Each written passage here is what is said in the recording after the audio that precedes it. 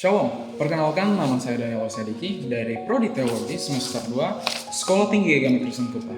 Dan video ini adalah salah satu penugasan dari ulangan akhir semester mata kuliah Teologi Proper. Dalam video ini, saya akan membahas mengenai nama-nama Allah.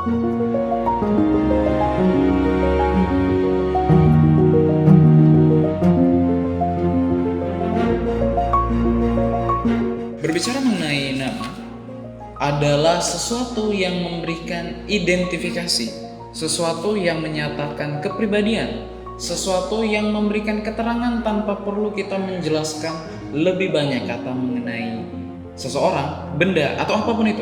Dari sini kita bisa melihat bahwa nama menyatakan sebuah eksistensi. Dengan nama, sesuatu bisa ada.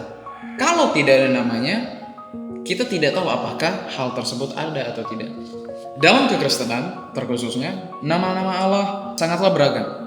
Beragam mulai dari title-nya atau penggelaran yang didapatkan oleh Allah dari para umatnya. Secara umum, nama-nama Allah adalah Elohim Yahweh, El Shaddai, Adonai, Tuhan Yesus Kristus, dan Roh Kudus. Terjadi sebuah perdebatan yang cukup panjang waktunya, mungkin sampai kepada hari ini, di mana nama YHWH merupakan sesuatu yang sangat mutlak bagi orang Kristen untuk menyebutkannya dalam setiap kegiatan keagamaannya.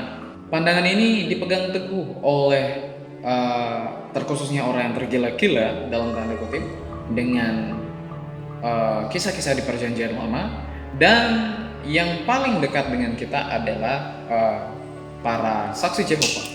Para saksi Jehovah mengatakan bahwa pengucapan nama YHWH sudah menjadi sebuah kelangkaan.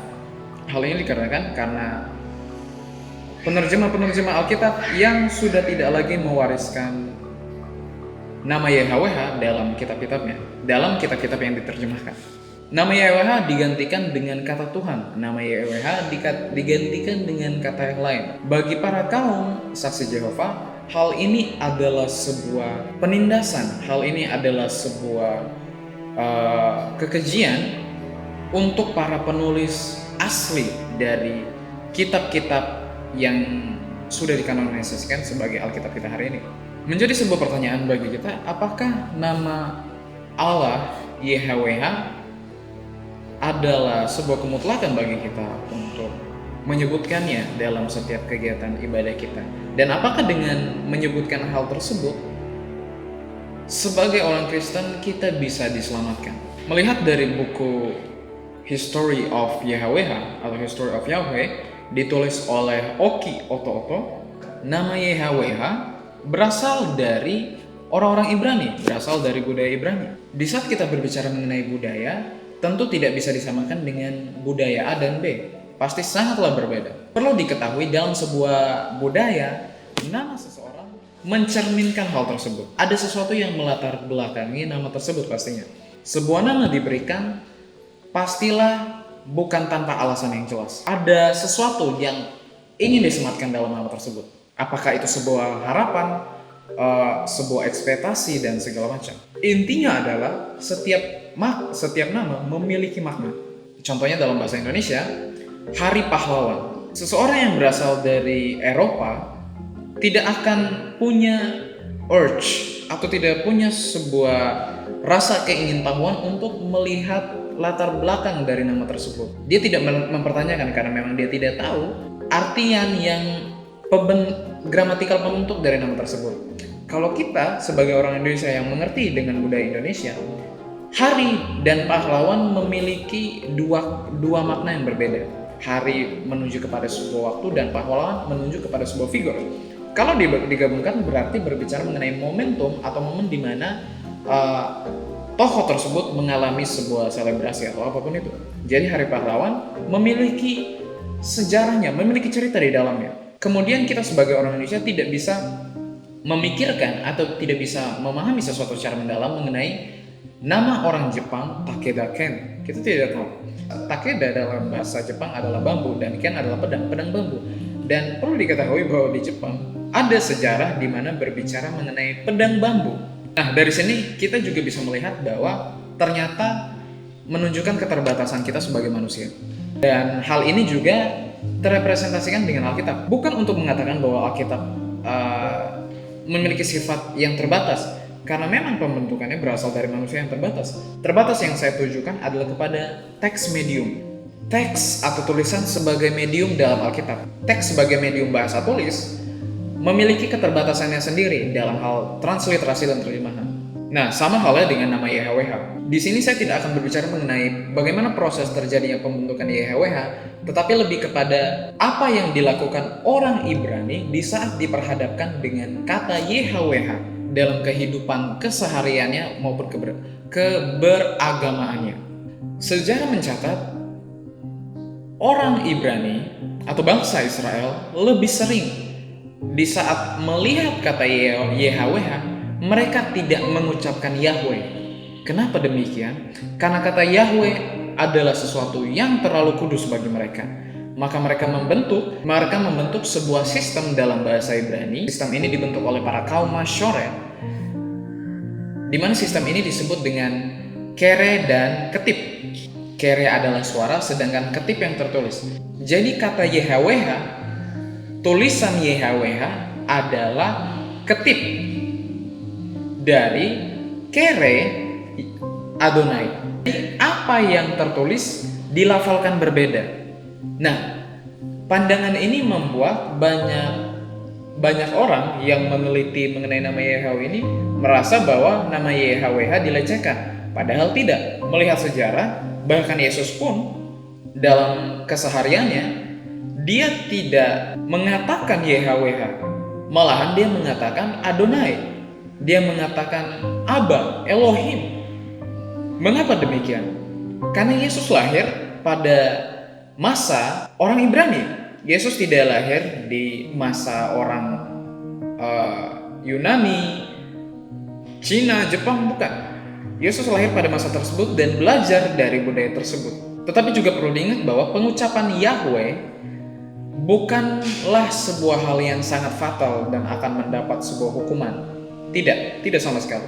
Hanya saja orang Ibrani cenderung merasa takut kalau mengatakan kata Yahweh karena terlalu kudus. Maka mereka membuat sistem tersebut kere dan ketip untuk menghormati nama YHWH. Buku The History of YHWH menyebutkan bahwa bagaimanapun rekonstruksi transliterasi nama Tuhan adalah usaha manusia untuk menyapa sesembahannya berdasarkan kaidah budaya, bahasa, dan firman Tuhan. Tetapi yang perlu diingat adalah bahwa usaha tersebut ditujukan kepada pribadi yang dimaksudkan. Kita tidak pernah melihat dalam Alkitab bahwa nama YHWH adalah sesuatu yang dipersoalkan. Bahkan tokoh Yesus sendiri pun sebagai anak Allah yang tunggal tidak mempersoalkan nama Bapaknya. Tentu hal ini diikuti atau disinyalir oleh bagaimana Yesus belajar ilmu pengetahuan dalam lingkup budaya orang Ibrani. Dan pada akhirnya penelitian dalam buku The History of YHWH menunjukkan bahwa apapun yang terdapat dalam naskah Ibrani ataupun naskah bahasa Arab tertulis dalam bahasa Ibrani dan bahasa Arab yang dimana kata YHWH ini memiliki sumber dari Tetragrammaton. Mereka tidak pernah sekalipun menyebutkan kata Yahweh. Nah, lalu bagaimana dengan pandangan bahwa nama YHWH adalah sesuatu yang mutlak harus diucapkan? Kalau tidak, maka tidak akan selamat. Inilah argumen yang diberikan kepada orang percaya pada umumnya atau terkait mengenai nama YHWH. Kalau tidak mengucapkan nama YHWH, kurang afdol. Lalu bagaimana dengan para rasul? Lalu bagaimana dengan para gereja hari ini yang tidak menyebutkan nama YHWH dalam setiap kebaktiannya? Apakah dengan hal ini menyatakan bahwa Allah hanya menyelamatkan mereka yang memakai nama YHWH? Tentu tidak. Seluruh dunia, seluruh daerah bukanlah orang Ibrani. Kalau misalkan tujuan Allah memberikan nama YHWH, di mana nama YHWH ini hanya terkenal di lingkup orang Ibrani, dan memaksakan bahwa yang akan diselamatkan adalah mereka yang hanya mengenal nama YHWH, buat apalah susah-susah Yesus mengatakan untuk memberitakan Injil ke seluruh dunia? Tidak perlu. Karena orang lain tidak akan pernah tahu yang namanya YHWH. Dan bagaimana dengan orang yang tidak mendengar Injil, yang tidak pernah mengenal yang apa itu YHWH, Buddha Ibrahim dan segala macam? Apakah mereka begitu saja Tuhan lantarkan atau Tuhan Allah masukkan ke dalam neraka? Tentu tidak. Maka argumen mengenai nama YHWH adalah semua kemutlakan sangatlah tidak etis, adalah sesuatu yang tidak mutlak sebenarnya. Ini hanya berbicara mengenai budaya saja. Berarti yang menjadi persoalannya adalah motivasi hati kita, atau kepada siapakah nama ini kita tujukan. Sejarah Indonesia dalam kemerdekaan, kalaupun dituliskan dalam bahasa Jepang contohnya, tidak akan mengubah fakta dari kemerdekaan Indonesia itu sendiri hanya karena berbeda bahasa saja. Nah, makanya kita harus menghargai lembaga Alkitab Indonesia. Kita harus bisa menghargai para penerjemah-penerjemah ini, di mana usaha mereka ini ingin menggapai pemahaman kita mengenai nama Allah, sehingga kita tidak pusing. Makanya mengeneralisasi nama-nama Allah bahwa satu-satunya adalah Yahweh saja adalah hal yang kurang tepat bagi saya. Dengan kita belajar mengenai nama-nama Allah, kita bisa menempatkan diri kita dan menghargai Allah kita selayak-layaknya. Maka relevansinya bagi orang percaya untuk mempelajari nama-nama Allah adalah dengan kita mempelajari hal ini, kita bisa memiliki hubungan yang lebih dalam. Kita bisa mengenal Allah kita lebih daripada biasanya. Karena setiap nama merepresentasikan karakteristik Allah itu sendiri. Apakah itu nama El Shaddai, El Shalom, Elohim, dan segala macam. Nah, dengan kita memiliki cara berpikir merekonstruksi nama yang benar terhadap Allah, otomatis kita menyembah Dia dengan benar. Kita mengalamatkan doa dan kehidupan kita sebagai orang percaya di alamat yang benar. Dan dengan kita bisa mengenal Allah kita lewat nama, disitulah diberikan penghiburan dan kekuatan bagi kita. Karena di saat kita mengenal seseorang, kita dalam konteks psikologi kita membangun sebuah relasi di mana relasi ini mendukung emosional kita, emotional support. Dan hal tersebut adalah penjelasan saya mengenai nama-nama Allah. Terima kasih.